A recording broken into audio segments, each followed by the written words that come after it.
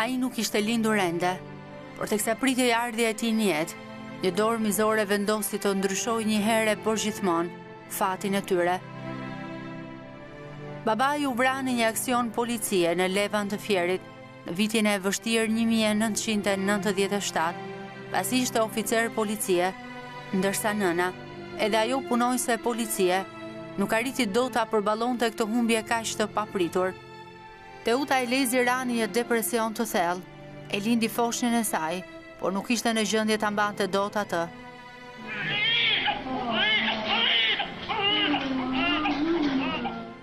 I sapo linduri, me emrin Jori Glendius, u bë pjesëtar i shtëpisë së fëmijës Durrës.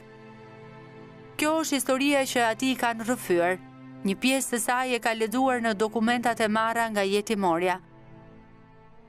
Në memorien e tij qëndroni rrënjosur fort imazhi i nënës. Ajo shkonte e takonte shumë shpesh, por nuk ishte në gjendje t'i rrëfente ato të vërteta, të cilat i kanë mbetur mister akoma edhe sot. Pyetje se kush ishte babai, ajo i përgjigjej se ai nuk kishte baba. Sjellja e saj ishte tepër agresive. Gjithsesi, ajo nuk haronte asnjëherë të shkonte ta shihte, teksa ai luante, ushqehej, teksa ai rritej shumë larg saj.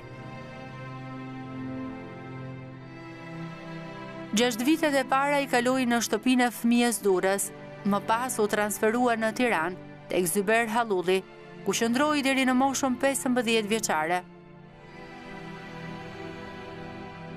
Ky voglush i bukur topolak u rrit dhe vendosi të kujdeset vetë për veten.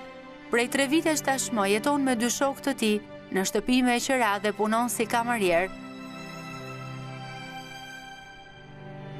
Nga familjarët e vetmja që është prezantuar është vajza e tezës, e cila ka ruetur kontaktet me të për një periudhë të shkurtër kohore, por tani nuk do më. Ishte ajo që e lajmëroi se ama kishte djegur veten me benzinë dhe ndodhej në spital. Shkoi me njëherë ta shihte, madje ju la porosi që nëse ajo ndron të jetë, ta lajmëronin, pasi ai do donte shumë të ishte aty në funeralin e saj për t'i dhënë lamtumirën e fundit.